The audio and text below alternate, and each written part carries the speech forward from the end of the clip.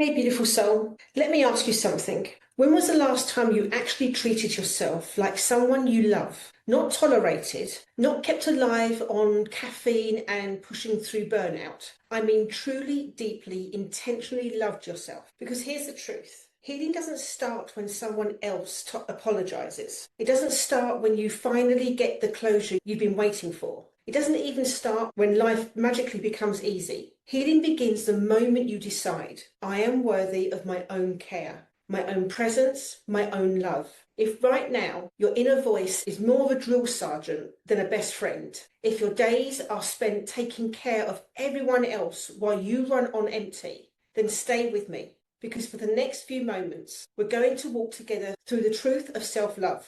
The kind that heals you from the inside out. If you're new here, hi, I'm Cherry, your spiritual coach, intuitive wake-up call, numerologist, an unapologetic guide back to your truth. I work with frustrated people pleasers, overgivers, and soul-led women who've spent their lives living for others at the cost of themselves. I help you break the cycles of self-abandonment, rebuild your self-worth from the inside and live from your heart, not just your head. I weave together numerology, Lemurian wisdom, energy healing, and good old fierce truth telling. Because you don't just need another pep talk.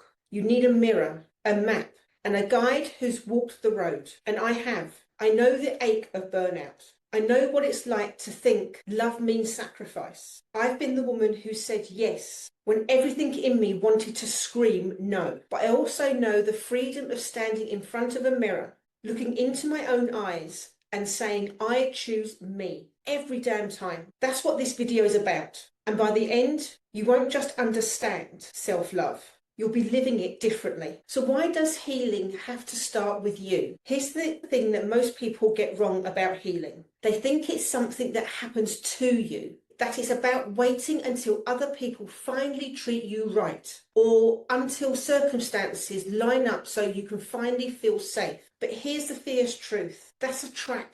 Because if your healing depends on something outside of you, you'll spend your entire life waiting. Healing starts the moment you decide to show up for yourself in the middle of the mess. It's about you being the one to hold your own heart, to choose your own peace, to put down the self-betrayal, even if the world doesn't clap for you. Now, let me be honest. If you're here, chances are you've been the one holding everything together for everyone else. You're the fixer, the peacemaker, the one people turn to when they're in crisis. And sure, you're strong, but strength without boundaries is just self-neglect dressed up as virtue. People-pleasing feels like love, but it's actually fear. Fear of rejection, fear of not being needed, fear that if you stop giving, that you'll stop being valued. Let me be real with you. When you live for the approval of others, you trade your freedom for the crumbs of validation. And every yes you give to someone else, that's a no to yourself. That's self-abandonment. We're going to break that pattern today. So here's the truth about self-love. Self-love isn't an anesthetic. It's not just a rose quartz, bubble bath, and inspirational quote. It's the daily, unglamorous work of showing up for yourself when you'd rather run. It's telling the truth, even when it's uncomfortable. It's making the doctor's appointment you've been avoiding. It's ending the friendship that's been draining you for years. It's setting a boundary and holding it, even when someone calls you selfish. Self-love is fierce. It's holy. And yes, it's healing. Let's move on to the deep work of healing through self-love. Take a deep breath with me. Inhale through the nose and then hold. And exhale through the mouth, letting go of the tension. You've made it this far into this video because a part of you is ready to stop waiting for someone else to choose you and start choosing yourself. Here's the thing about emotional wounds. If we ignore them, they leak into everything.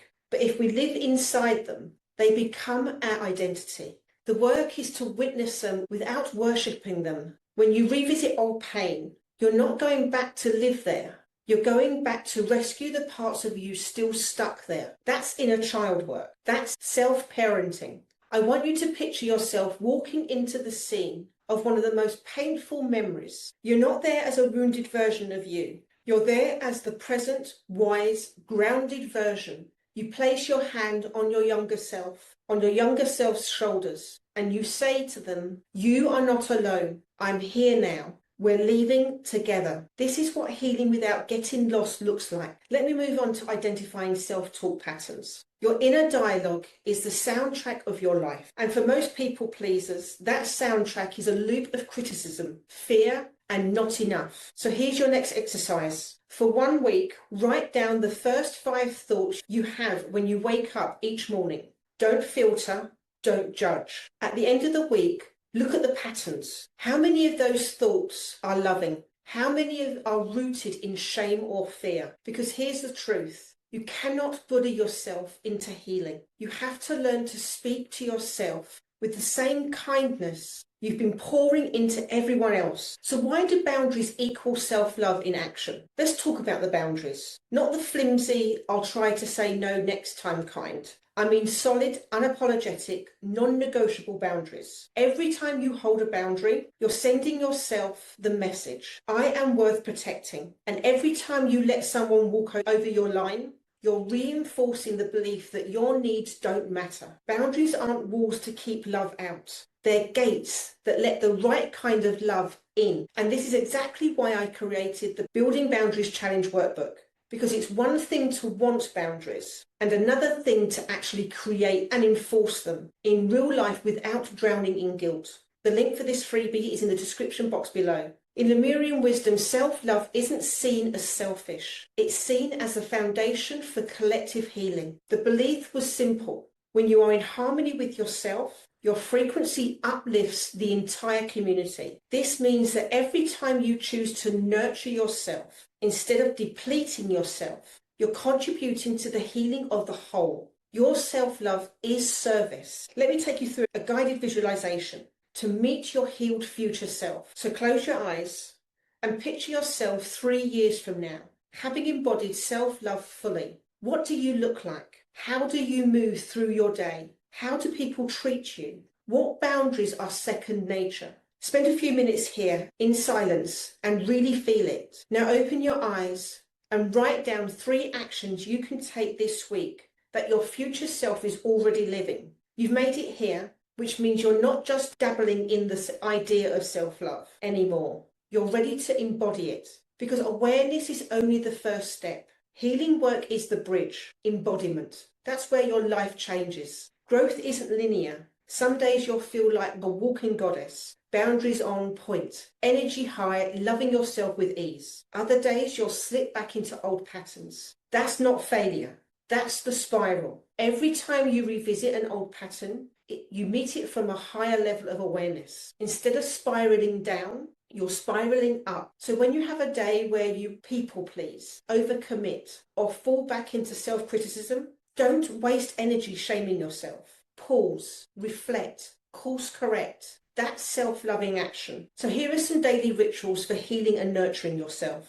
Self-love isn't something you get and then forget.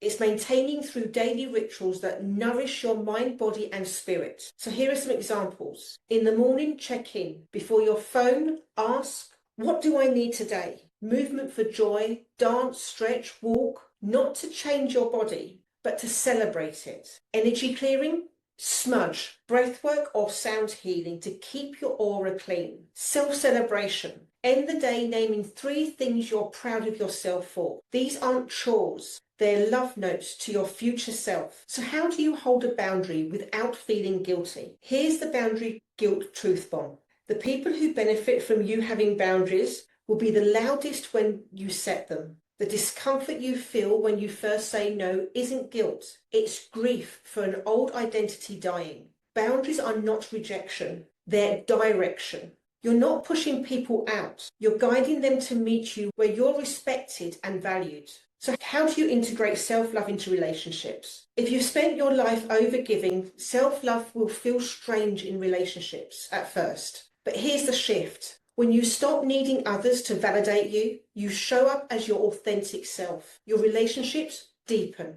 because you're no longer based on your own exhaustion. You'll lose some people, and that's okay. It's not a rejection, it's resonance. You're making space for connections that align with your healed self. So here are some numerology and energy alignment practices. Your numerology can guide your self-love rituals. So if you're life path 1, leadership through self-direction, use daily affirmations for independence. A life path 2 is harmony through balance, intentional alone time. A life path 7, wisdom through introspection, journaling and spiritual study. When you know your numbers, you know your self-love blueprint. So here's your ideal self-love day. So close your eyes. Imagine waking up in a life where self-love is natural. What's the first thing you do?